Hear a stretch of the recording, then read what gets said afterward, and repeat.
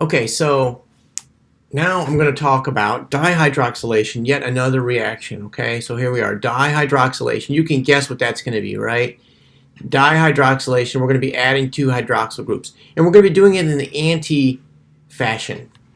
All right, so in the anti-dihydroxylation, it's another two-step process.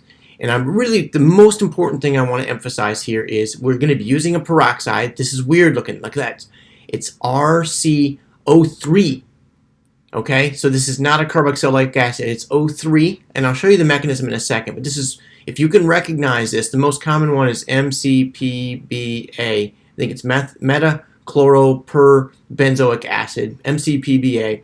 And if you take a double bond, it's going to give you, first of all, an epoxide. That's your first step. Can you see a three-membered ring here? An epoxide.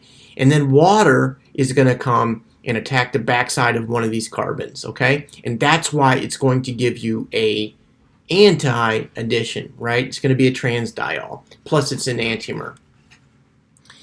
All right, so now look at this. The conversion of an alkene to an epoxide. I guess I'm going to de-emphasize this a little bit. It's complicated, but it is beautiful. It makes, look at this, a five-membered ring there. Let me make a five-membered. Let me show that a little prettier.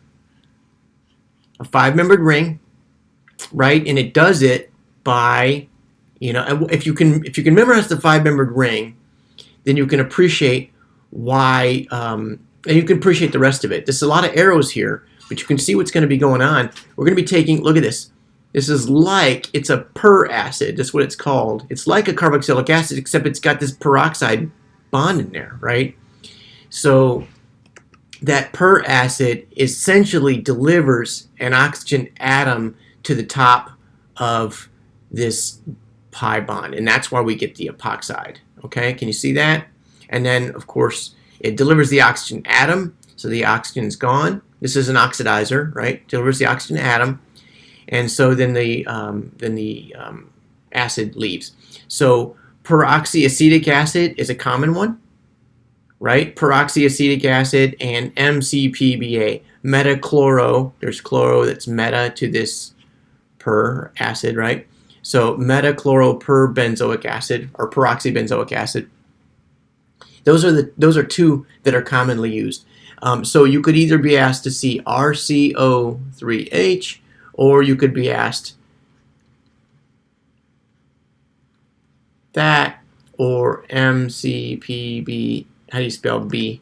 MCPBA, right? These are all three reagents that could be used to take a double bond and make it, boom, right? An oxygen. To make it an oxide, okay?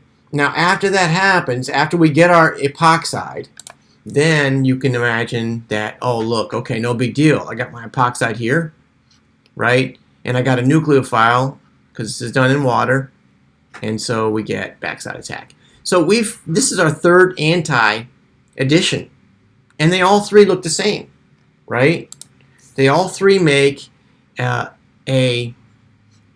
didn't say it was protonated, did I? But it is protonated. I showed that on the last slide and just failed to mention it. But it's a protonated epoxide. You've got a plus charge on here, which makes these carbons especially electron deficient. And you've got a bromonium intermediate, and you've got the mercurinium ion, right? So all three of those look very similar, and they're going to give anti-products, okay? All right, that's all I'm going to say about that. Good luck.